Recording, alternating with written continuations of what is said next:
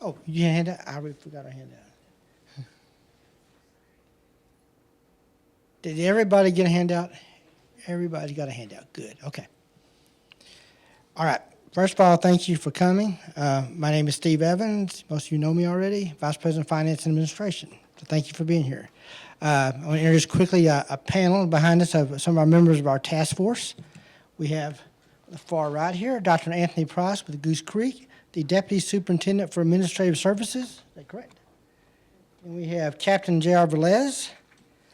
We have Tiffany Winchester and Thomas Butcher representing the student government. So we appreciate them being a part of our task force and our committee all along as we work through this. Let me say, first of all, what you're going to see today is just very much in draft form. This is not a finished project at this point, and that's why we're involving you now. We wanted to bring you something to kind of give us a base. And so what we're looking for today and after today is really your input. After today's session, there's going to be a survey we're going to make available to you to provide some input once you've got to read through these documents. And you may see things that we've missed or haven't thought of. I mean, we're not the experts in this. We're doing the best we can with the law that we have to work with. The other thing is that we're not here today and throughout this process not debating whether or not guns can be on campus. Guns can be on campus. It's the law. So all we're doing now is trying to find a policy that makes it safe for everyone. And so that's kind of what we put together our task force back in January, and we've been meeting since January, every Thursday. Everybody's showing up and doing a really good job. And our goal all along has been to come up with a draft by the end of March. That's where we're at now. We hope to have, after your input, is to get a draft to the board in April, the Board of Regents. And then once they review it, we're hoping we turn that back around in May and get official approval on our policy, and we go forward. The policy effective date will be August 1st, 2017. So I think we're on track with that, but we truly want your input. You know, what you heard today, and we'll be sending a survey out campus-wide, so we expect to get some good responses, we hope. The first thing I wanted to do is kind of give you a quick PowerPoint overview, a little bit of the law and some statistics that might be of value to you. Karen's going to fumble through this for us, much better than I would have. Okay. All right, first slide you see is, when did this all come about? Well, June 13, 2015, Governor Greg Abbott signed Senate Bill 11 for campus carry to go into law. And it was at Red's Indoor Gun Range in Pflugerville, Texas. I guess that was appropriate. The Senate Bill 11, next slide, summary. Bill authorizes a license holder to carry a concealed handgun on or about the license holder's person while the license holder is on the campus of an institution of higher ed or a private or independent institution of higher education. And keep in mind, importantly, this is all about concealed carry. There is no open carry allowed on campuses, and the law is very specific about that.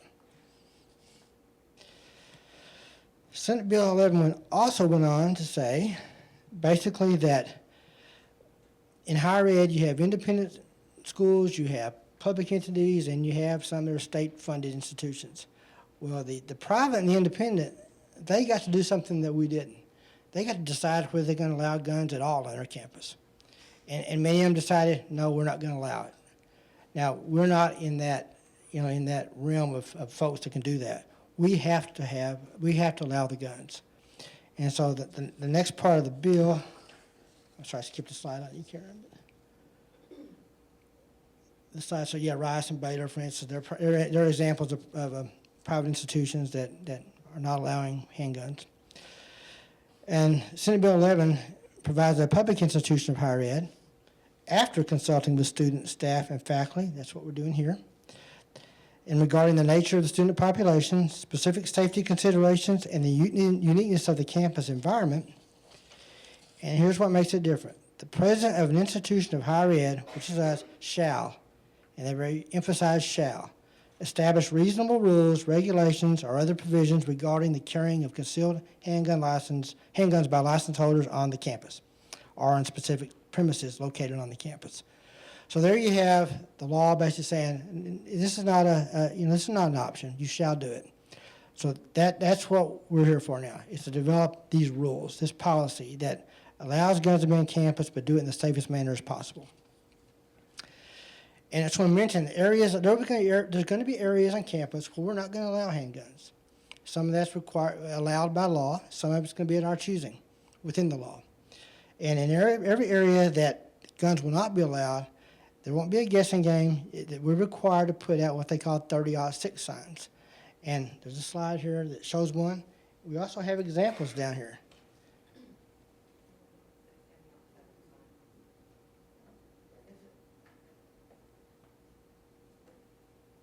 This sign right here, exactly this sign. We cannot we cannot write something on the back of a piece of paper and plaster it on a door. This sign has got to be posted everywhere where we ban guns. And in every entrance to every exit that's in that facility or venue that we ban guns has to have this sign.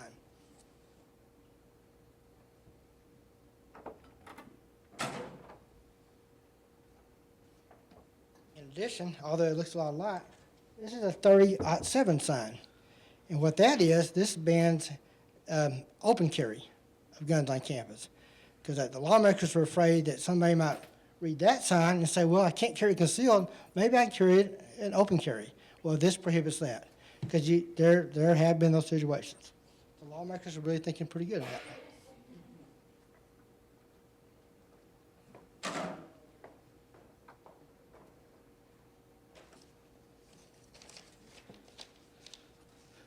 Okay, and the last thing is the bill, it did take effect August 1st, 2016 for four-year institutions. And then community colleges, we got a break. We don't have to establish or implement our policy and go into effect till August 1st of this year, 2017. Okay, a little bit about the Campus Carry Task Force. Basically assembled to develop proposed campus carry policies that establish reasonable rules regarding the carrying and prohibition against carrying concealed handguns by licensed gun owners on campus. And next slide, and what I wanted you to see is just the people that have been on that task force since day one.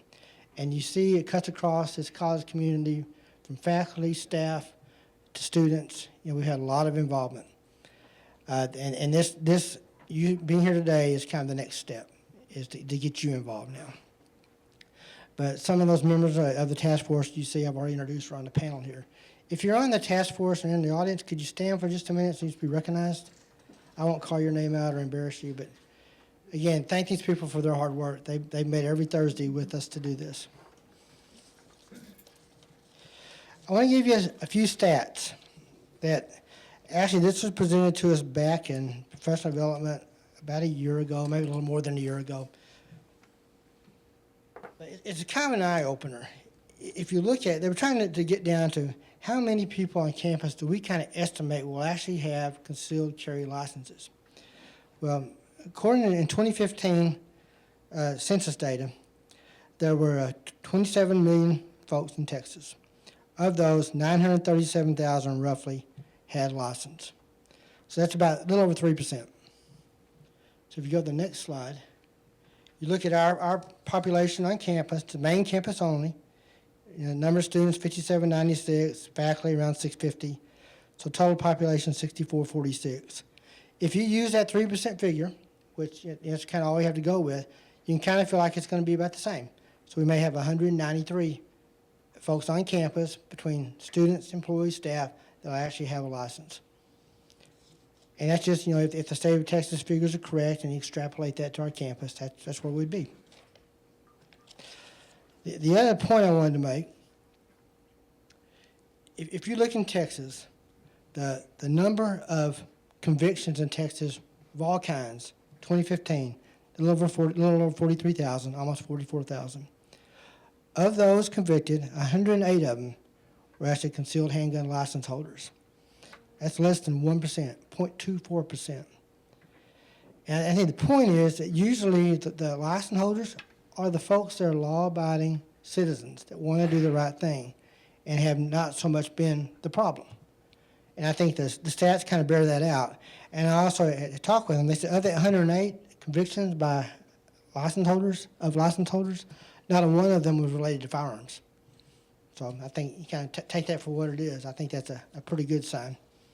I just got a quick question. Sure. We had 3% of the total people on campus who extracted back and carry guns. Right. I believe you have to be 21 years older to get a license to carry, which probably Correct. means about half the students are not. Yeah, our percentages changed. We used to be heavily on the, as you may call the alternative age students. They're a little higher. Because what you find with that percentage is kind of funny. On the four-year institutions, you see less because a lot of those students are under 21. Our school, we do have a number that are 21. So you're right. The percentage, I don't know how it's going to play out because you have a lot of folks that are not 21 on campus. So that's a good point. That may drop that number. Other questions about any of that? Okay. Let's kind of get into the draft of the policy right quick, and that's where I think you'll start to have some questions, and we'll get our panel involved. Karen's going to put a PDF draft, and you have a copy of this in the handout if you want to kind of follow along. And I'm not going to read this to you, but I'm going to hit some high points. First of all, under the policy statement, there are some things that we are required to put in there by law. It's the legal jargon that all of us really probably don't totally understand, but we're required to put it in anyway. But the most important part of Part 1 there is that, again, spells out that this is for concealed carry only, not for open carry. And I think we have to keep pounding away on that. This is a concealed carry. Because believe it or not, there's a lot of confusion out there still about what is allowed. If you get down to, on the same page there, to scope and audience, and you start seeing definitions within our policy. Campus means all land and buildings owned or leased by the college. So think about that. All land, all buildings leased by the college. We have a facility, as an example, in Liberty. Now, we don't lease that facility. We don't own that facility. That facility is owned by Liberty ISD and some adjoining school districts. So their rules will apply there. That's theirs. We don't own it. We don't lease it. We're just allowed to come in and offer classes there. So in those cases, their rules apply. I can't think of any other off-campus right now that'd be affected by that, but the point is that if we own it, we lease it, we get to set the rules. Defining what a handgun is. That goes into page 2. A handgun is any firearm that is designed, made, or adapted to be fired with one hand. This differentiates handguns as a general class of firearms from long guns such as rifles and shotguns. So, again, this policy speaks to handguns. And the other, you're going to see wording in this policy about what on or about their person means regarding where you can carry the gun. It means a person licensed to carry a handgun must carry a handgun in a manner that the handgun is close enough to the license holder that he or she can reach it without materially changing position. And that's important. I mean, what I've been told by a couple of attorneys we talked to at TASB is that even if it's in a backpack on their back, if they have to reach back here to get it, that doesn't meet our policy. It's got to be close enough where they can just get to it quickly. And again, all of this, I'll tell you, we're running everything by legal, and so we'll have, some of this may change slightly, but again, this is our first blush at it. Under general safety, on page 2 there, we specify on Part A2 of what it means to holster, or what holstering a firearm would mean. A license holder who carries a handgun on campus must carry in a holster that completely covers the trigger and entire trigger guard area. The holster must have sufficient tension or grip on the handgun to retain it in the holster even when subjected to unexpected jostling. So we've gone so far as putting this safety provision in there, and this is allowed. We actually require this. So if a gun is carried, it's got to be in a holster that meets this criteria. And the next part kind of gets into the meat of probably why many of you are here and what we really are needing your input on. Is the exclusion zones, areas where we're going to prohibit firearms. And I'll tell you, a lot of the college presidents in the state, I know I'm kind of the same way, have kind of taken a 180 in this thing. In that when I first heard about this law coming down, I thought this is going to be horrible for this campus. I don't think that's the case with all the writing into policies to protect us. and realizing again that the license holders we feel like are really going to be the law-abiding citizens. But there's some schools that are kind of opening the door and saying, you know, we can't ask them if they have a gun anyway. It's concealed. So they're going to open their campus up, except in areas where it may be required by law not to do so, but just not deal with it. Just say it's follow the concealed carry law, and you're good to go on this campus. Now, we're not going that far, but that is what some are doing. If you look at exclusionary zones, there is nothing required by law, but there are things allowed by law. So in part number 2, there's exclusions by law. One of them, the first one, is where a high school, collegiate, or professional sporting event or interscholastic events taking place, including the Lee College athletic events. So that means where, say in the arena, if there is a basketball game going on or a volleyball game going on, while that game is going on, we actually can ban firearms during that event. Now, when it's over, this was just a temporary ban. When it's over, it's open back up. We can't put a sign on the arena that says it's permanently prohibited because we just can't do that. But during an event that's ticketed, that's an athletic event of some type or UIL event, we can. Next page. Again, it specifies where any UIL sanctioned competition is being held. Well, we have that going on in classrooms sometimes during the semester. We'll have it at the Performing Arts Center, perhaps, different locations across campus. They're banned where any Board of Regents meeting is being held. Our board was very interested in hearing that, but they're happy to hear it's been included. Banned in the Office of Student Conduct, and we're defining what that really means now. But basically, they don't want guns. The law does not want you to let guns into places where there may be student disciplinary hearings and those type of things going on. And we had some questions ourselves about what about the financial aid office where students come in, generally that's the maddest you see them, is when they can't get their Pell money on time.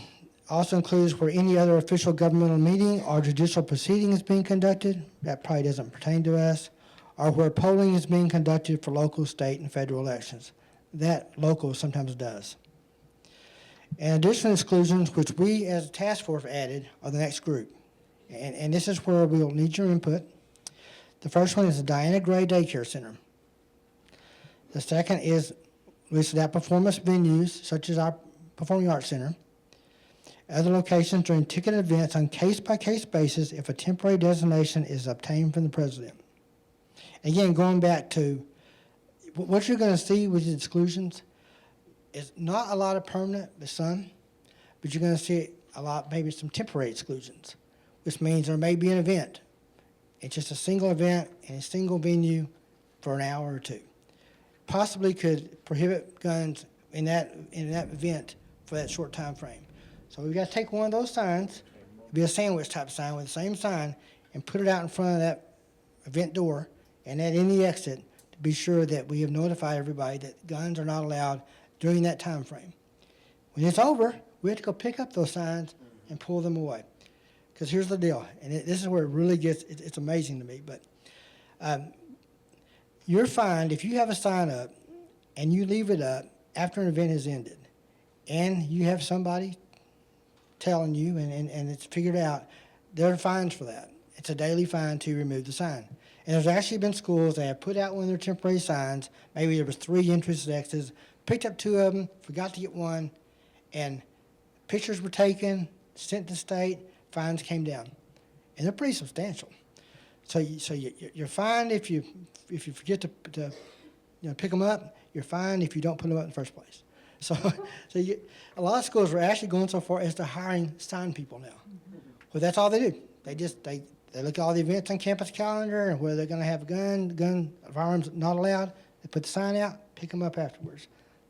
And I don't think it will ever go that far, but it is amazing what's going on with that. Signs are a big deal. Where did I leave this? Okay, another, we are going to ban them at the Lee College Testing Center in Rundle Hall, room 211. And part of that, right now you go to test in room 211 upstairs in Rundle Hall. Basically, there's a sign that says no personal items allowed anyway. So it's kind of redundant in a way that you can't bring your gun, but we want to go ahead and put that in there.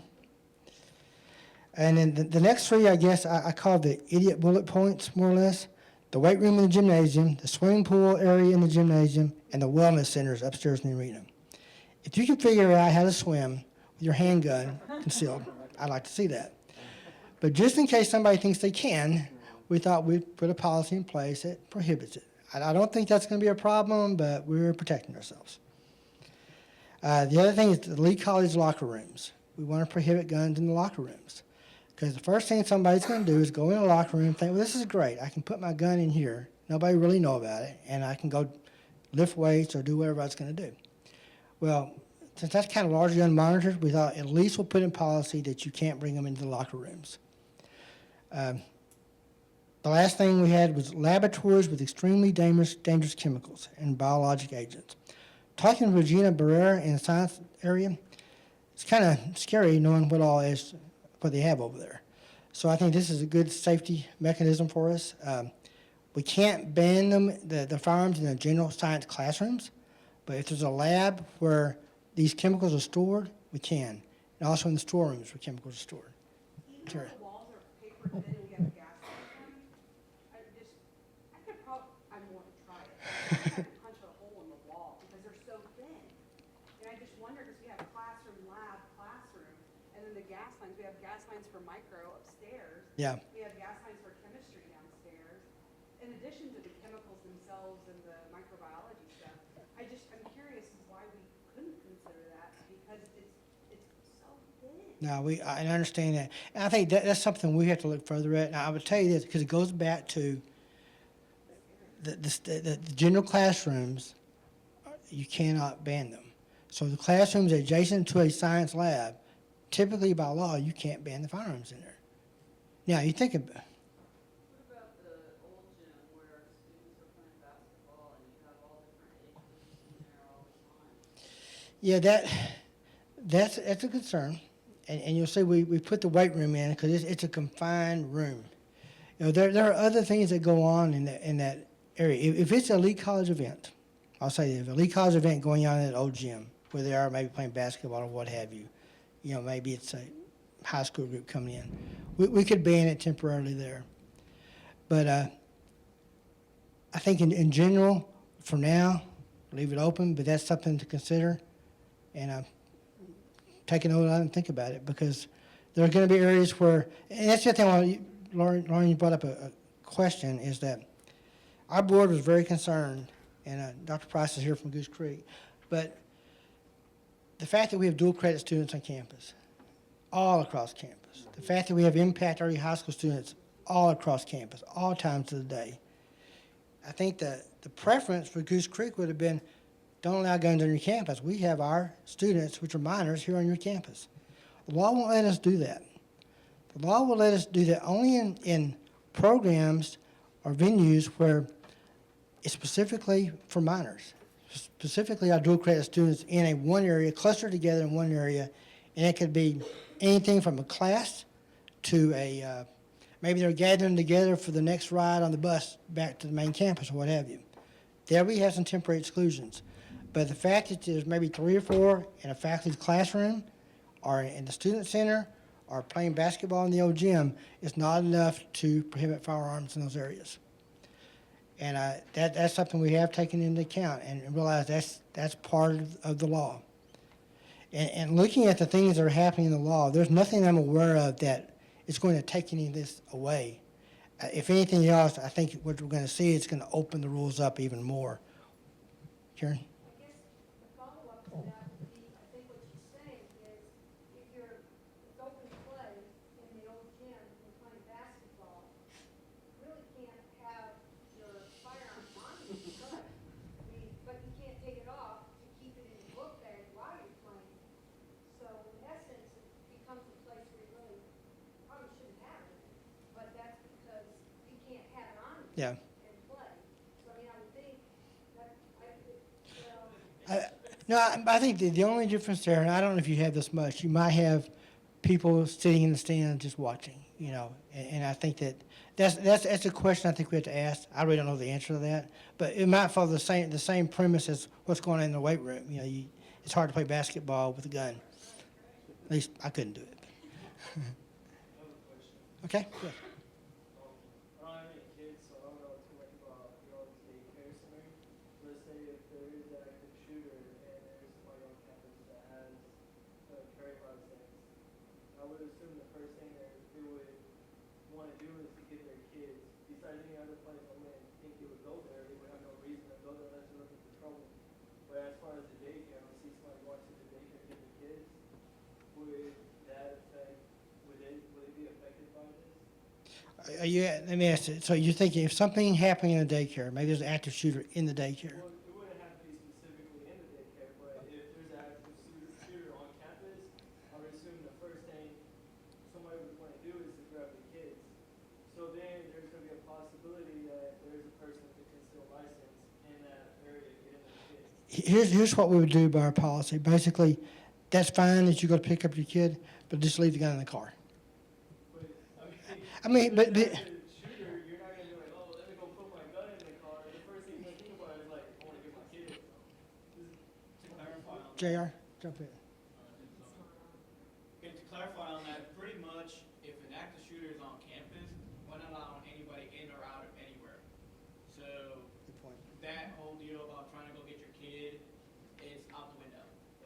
Reason being is because we don't know where this person is, so pretty much staying indoors and lock yourself in place is gonna be the ideal thing until we can verify in fact, okay, this is clear. That still doesn't give you time to come and get your kid. It's just saying that that area is clear. We're gonna continue going. Once we neutralize the situation, i.e. either ourselves or Baytown, then at that point we open it back up and then you're allowed to pick up your kid. It's a safety matter because of that reason. We don't want to concern parents and, well, okay, I have my gun. I may forget that I have it, but I want to go get my kid. Well, right off the bat, they're gonna lock in place. They're gonna shut down the building. You're gonna pound it on there, but they're not gonna let you in because they don't know who you are, regardless of whether they see you on a daily basis. That's very nice in theory, but I don't think you're having any communication. It's nothing gonna lock down all back. They're not gonna know from our business. The question was, they feel like there's not gonna be, even with the lockdown, we're not gonna lock down immediately. There's gonna be a period of 5 or 10 minutes where we're not. Oh, yeah, absolutely. I mean, if you just happen to be in your car when it happened, you're absolutely right. It's not gonna be almost instantly. But let's face it, if I was to shoot my gun right here, how many people within the area will know it's a gunshot? They're gonna be calls, they're gonna be going to Baytown, they're gonna be calling us. Whether it's actual gunshot or not, they will know it was something. They're gonna make phone calls. So it won't take a matter of 5 or more. It's gonna take less for somebody to call us, and we have the right to activate all lockdown procedure and call everybody down and send everybody out. So again, unless you are physically walking in the building when it happens, then you shouldn't have your gun in the daycare in the first place. Great question, though. That's why we have a panel, much smarter than me. Can you force somebody not to? Say what? What's stopping someone from walking out the door? Is it locked inside and out? Because if they're looking right into that daycare, even if they won't let me in, I'm going to sit in the parking lot. No, absolutely. If I'm in the building though, I will leave. One of the things is, you're right, we don't enforce people to stay in. However, we discourage you from going out because the problem that we have is if you go out and if that active shooter is trying to get in, that's how they're gonna get in. Once you get out, they can use you as a victim or i.e., hostage. That's what puts everything else in jeopardy. That's what we can't physically say you're not going.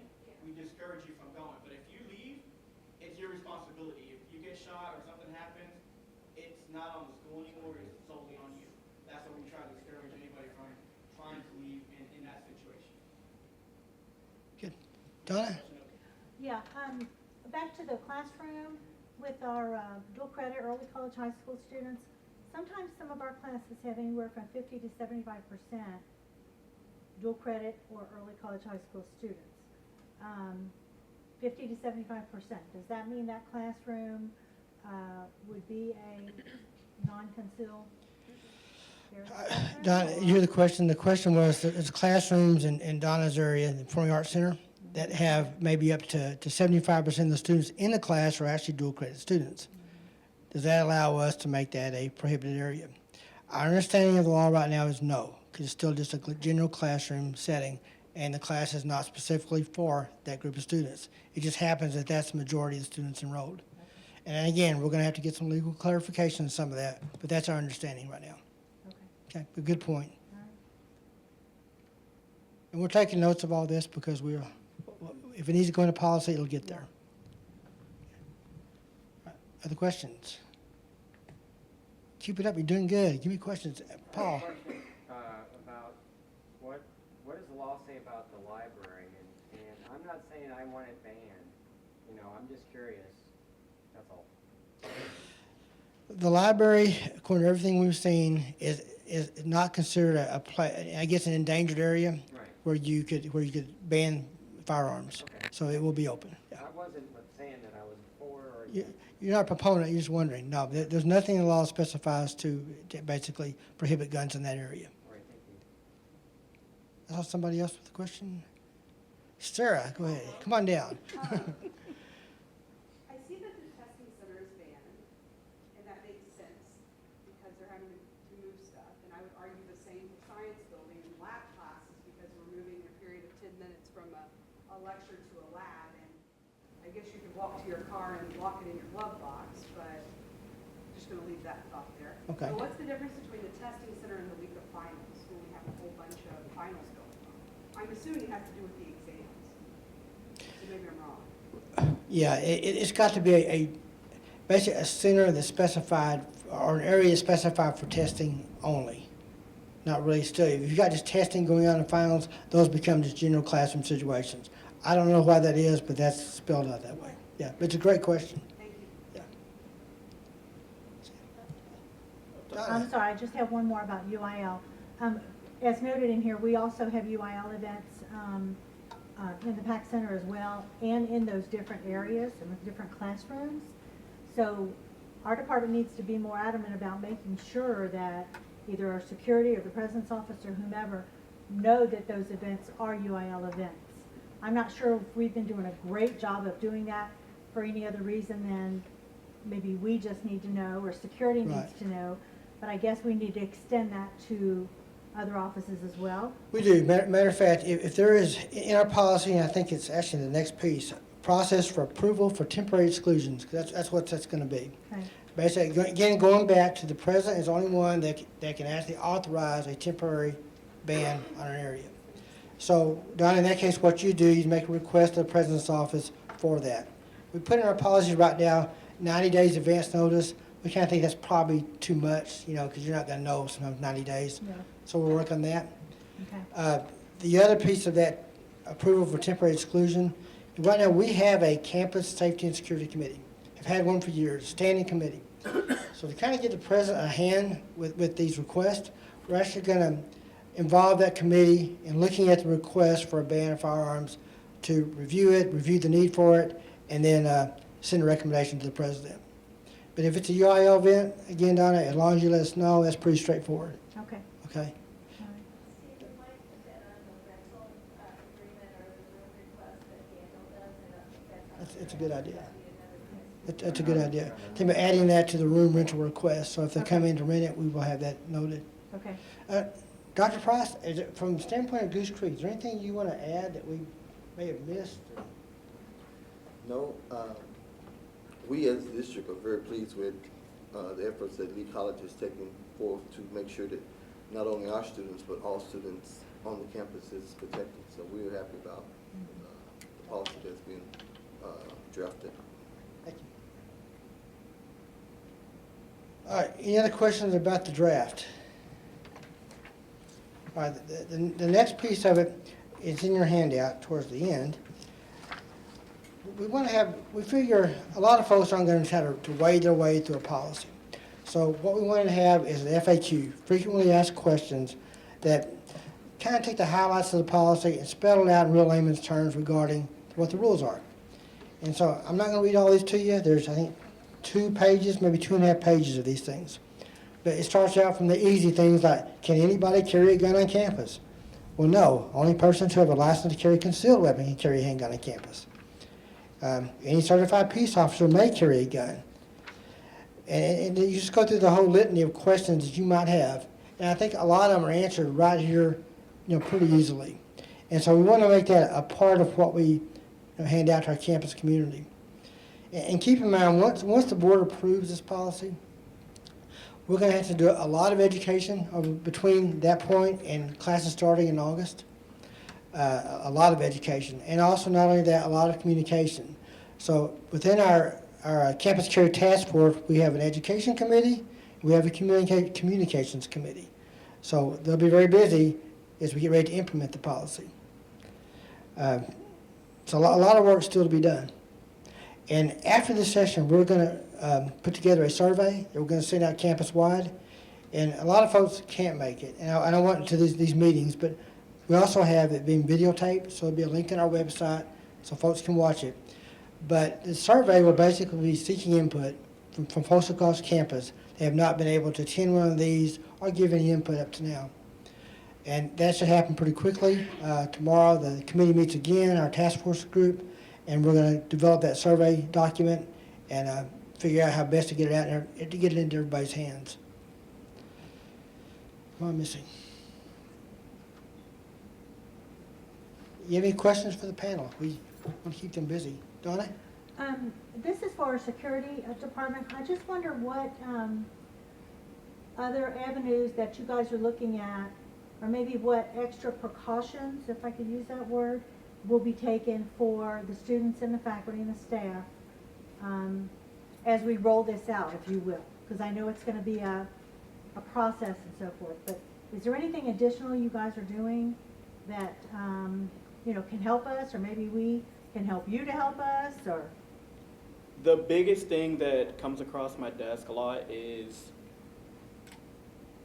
what type of enforcement can we have on an individual that may be carrying concealed carry. Per se, he walks into a building that it is considered a gun-free zone. Unless he is posing a threatening manner, Baytown will not respond. We just have to try to talk to the individual and get compliance from him. It goes back into our signs. If he or she goes into one of the entries or exits that does not have a sign, by law I cannot enforce it because he came in through an area that did not have a sign. So it's very crucial for us to ensure that every entry and exit has a sign. That being said, we can enforce that sign because that is, by law, what we can enforce.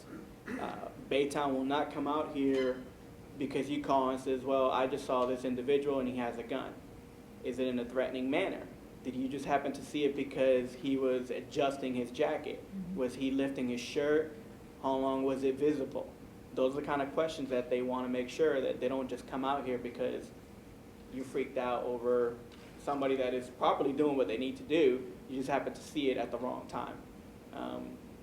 So there is no extra policies in place to assist other than if you do call us, make sure it is in a threatening manner. Again, that doesn't mean that you may be feeling like your life is in danger. You're more than welcome to call. We're definitely going to respond to that, and we'll talk to individual. But don't take in consideration that this person seemed mad. Was he really upset? Did he threaten you? Did he tell you? Mm-hmm. Or you just happened to see it? So again, it really is hard to enforce because they're supposed to be concealed. Okay. We're not supposed to know that they even have it. By law, we're not allowed to even ask if they do have it. Neither does Baytown.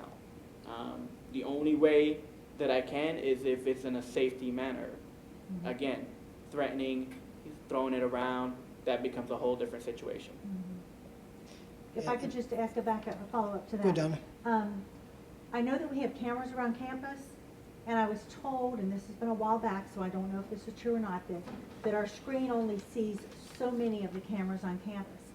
Are we thinking about upgrading or doing anything to that to where somebody can monitor those areas a little better in case there is a problem?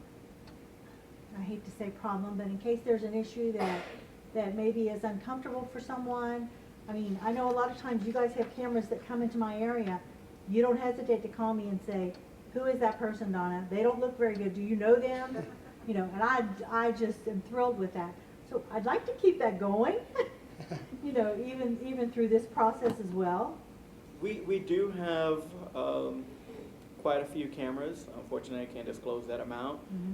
However, we are working into upgrading the system, able to monitor more than what we're able to at the current moment. Okay. However, the cameras do continue playing.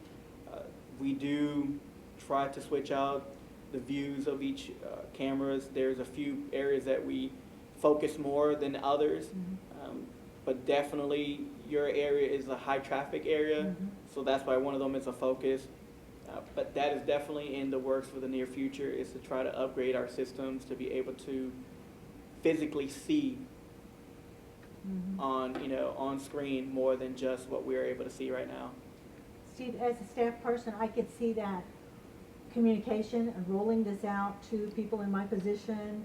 Maybe sometimes they're by themselves. Fridays, they're pretty much by themselves. A lot of times in the evening, I am as well. But I think communication is probably going to be huge and the key to keep a lot of calls maybe away from security that are needless calls. I think you're right. You know what I Definitely mean? right. Correct. One of the biggest thing is we always ask if you are going to be in your office after a certain time, just give us a call, let us know that you are there. Right, we recommend that you lock yourself in that area. We will check on you time to time and let us know when you're leaving. So that way we're not coming in there and it's like, okay, well, is she still in there? Is she still not? Right. But yeah, definitely communication. Same thing as if you're coming super early, but you forget to lock yourself and we're going to walk in there and we're both going to freak each other out because we weren't aware that you were going to come in at 4 o'clock in the morning on a Friday. But yeah, definitely communication will work. Thank you. Cover it all? You asked me earlier, and I didn't have anything at the time, and now I think Got of it now, something.